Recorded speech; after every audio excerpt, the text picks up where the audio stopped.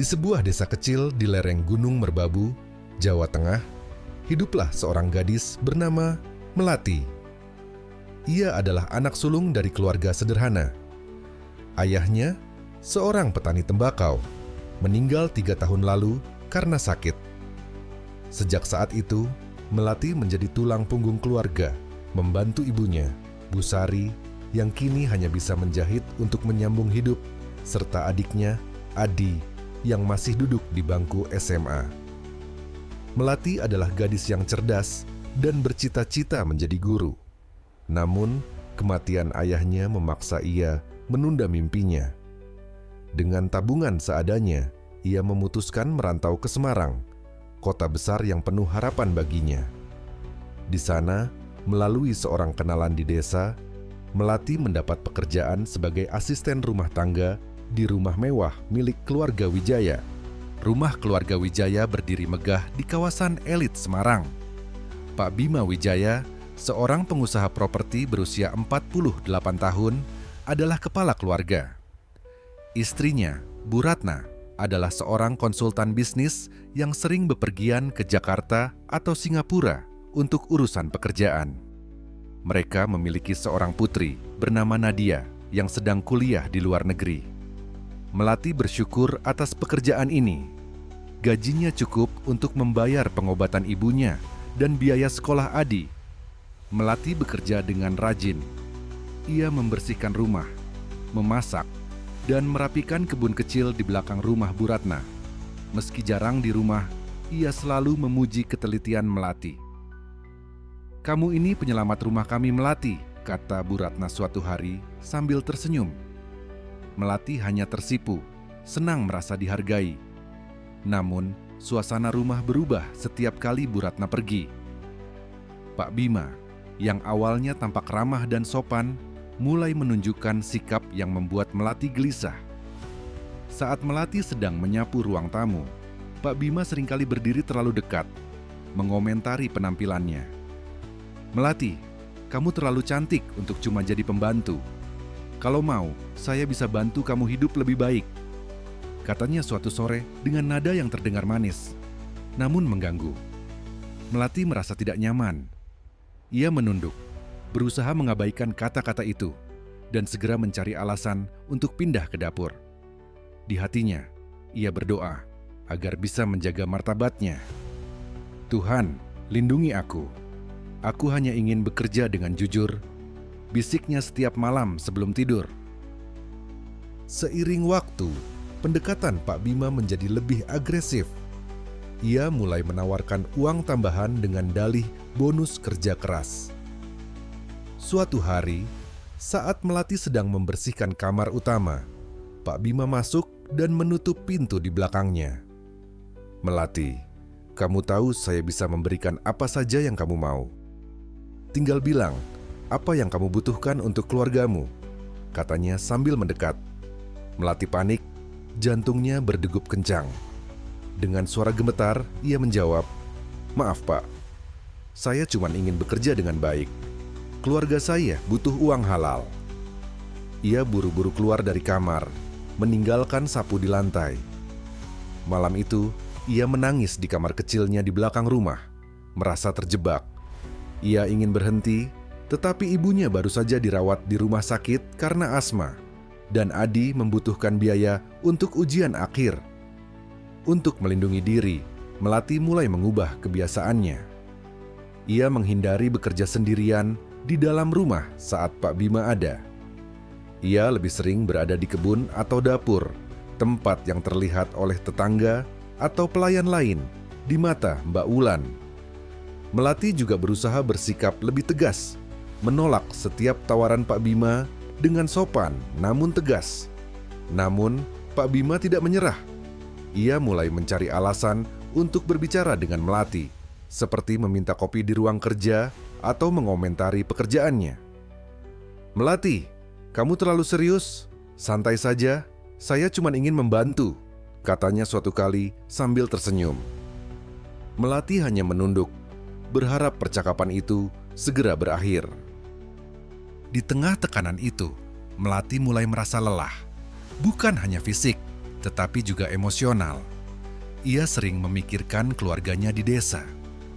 Suatu malam, ia mendapat telepon dari Adi yang bercerita bahwa ia hampir putus sekolah karena malu tidak bisa membayar iuran. "Kak, aku nggak mau nyusahin, tapi aku pengen lulus," kata Adi dengan suara parau. Melati menahan tangis, berjanji akan mencari cara. Kelelahan dan tekanan itu membuat Melati mulai mempertanyakan pilihannya.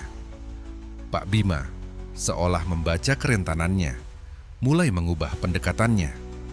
Ia tidak lagi hanya menggoda, tetapi menunjukkan perhatian yang tampak tulus.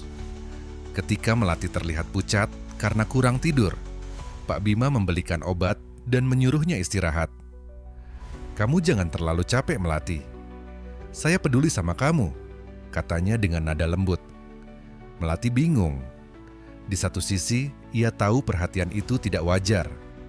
Di sisi lain, setelah bertahun-tahun berjuang sendirian, perhatian itu terasa seperti air di tengah gurun. Ia mulai bertanya pada dirinya sendiri, apakah saya terlalu keras pada diri sendiri? Mungkinkah ia benar-benar peduli? Suatu malam, saat Bu Ratna sedang di Singapura, Pak Bima mengajak Melati berbicara di ruang keluarga. Untuk pertama kalinya, ia bercerita tentang hidupnya. "Kamu tahu, Melati, hidup di rumah besar ini tidak selalu bahagia. Ratna selalu sibuk, Nadia jauh di luar negeri.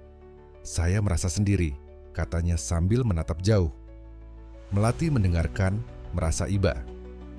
Ia tahu perasaan kesepian itu, karena ia juga merindukan keluarganya. Percakapan itu menjadi titik balik. Pak Bima mulai lebih sering berbagi cerita, dan Melati, meski awalnya ragu, mulai membuka diri. Ia bercerita tentang mimpinya menjadi guru dan bagaimana ia rela mengorbankannya demi keluarga. Pak Bima mendengarkan dengan penuh perhatian, sesuatu yang jarang Melati rasakan dari orang lain.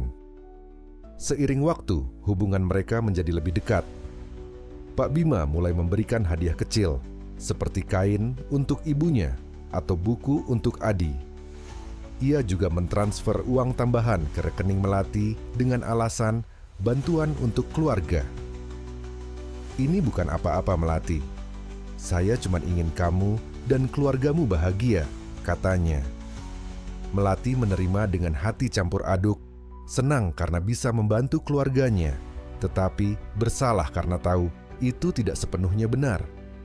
Hubungan mereka akhirnya melampaui batas. Suatu malam, saat rumah sepi, Pak Bima memegang tangan Melati dan berkata, "Melati, saya serius. Saya ingin kita punya masa depan bersama." Melati, yang sudah lelah melawan, hanya mengangguk dengan mata berkaca-kaca, akhirnya memberikan segalanya. Membiarkan Pak Bima menjamah yang orang lain belum pernah lakukan. Ia tahu ini salah, tetapi tekanan hidup dan rasa nyaman yang ia temukan membuatnya sulit menolak. Hubungan rahasia itu berlangsung selama beberapa bulan. Melati dan Pak Bima berhati-hati, terutama saat Bu Ratna di rumah. Melati berusaha bersikap profesional, sementara Pak Bima berpura-pura biasa saja. Namun, Mbak Wulan, pelayan senior di rumah itu, mulai curiga. Ia memperhatikan bagaimana Pak Bima sering mencari alasan untuk berbicara dengan Melati, atau bagaimana Melati tampak gugup saat Bu Ratna pulang. Kecurigaan Mbak Wulan semakin kuat ketika ia menemukan sebuah gelang kecil di kamar Melati, hadiah dari Pak Bima yang lupa ia simpan. Mbak Wulan tidak langsung melapor, tetapi ia mulai merekam interaksi mereka dengan ponselnya, merasa Bu Ratna berhak tahu semuanya.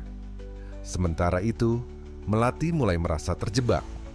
Setiap kali ia melihat Bu Ratna, rasa bersalah menghantuinya. Ia juga mulai mempertanyakan hubungannya dengan Pak Bima. Apakah ini benar-benar cinta? Atau saya hanya terbawa oleh kebaikan sementara? Tanyanya pada diri sendiri. Ia mulai berdoa lebih sering, meminta petunjuk untuk keluar dari situasi ini. Suatu hari, Bu Ratna pulang lebih awal dari jadwal. ia mendapat pesan dari Mbak Wulan yang mengirimkan video singkat Pak Bima dan Melati berbincang akrab di kebun saat malam hari. Bu Ratna yang selama ini mempercayai Melati merasa dikhianati. Malam itu, ia masuk ke rumah dengan langkah cepat dan menemukan Pak Bima dan Melati sedang minum teh di ruang tamu. "Bima, Melati, apa yang kalian lakukan?" teriak Bu Ratna. Suaranya penuh kemarahan. Melati terkejut menjatuhkan cangkirnya, wajahnya memucat. Pak Bima mencoba menjelaskan, "Ratna, ini tidak seperti yang kamu pikirkan." Tetapi Bu Ratna tidak mau mendengar. "Melati, kumpulkan barangmu dan keluar dari rumah ini sekarang. Dan kamu, Bima, kita akan bicara panjang tentang pernikahan ini." Melati, dengan air mata mengalir, buru-buru mengemasi barang-barangnya. Ia meninggalkan rumah itu tanpa sepatah kata, hanya membawa rasa bersalah dan luka di hatinya. Pak Bima mencoba mengejarnya, tetapi Bu Ratna menghentikannya. "Cukup, Bima. Kamu sudah menghancurkan segalanya," bentaknya. Melati kembali ke desa dengan hati hancur. Ia merasa telah mengecewakan keluarganya dan dirinya sendiri. Namun, di tengah keputusasaannya, ia menemukan kekuatan dari ibunya, Bu Sari, yang tidak menyalahkannya. "Melati, hidup itu penuh kesalahan. Yang penting, kamu belajar dan bangkit," kata Bu Sari sambil memeluknya.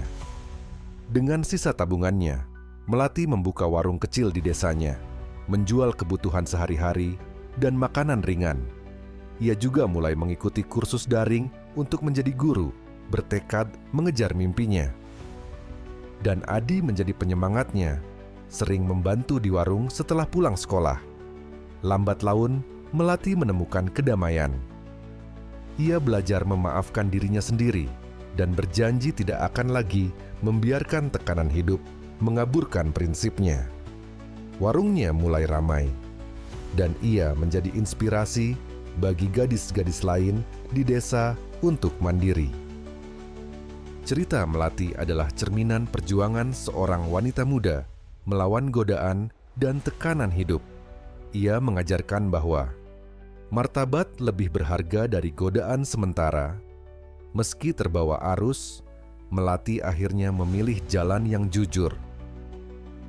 Kekuatan ada dalam pengampunan diri. Kesalahan tidak mendefinisikan seseorang. Yang penting adalah keberanian untuk bangkit, dan dukungan keluarga adalah harta sejati. Cinta dan pengertian dari ibu dan adik Melati membantunya menemukan kembali arah hidupnya. Terima kasih telah menonton. Semoga cerita ini menginspirasi kita untuk tetap kuat di tengah badai kehidupan.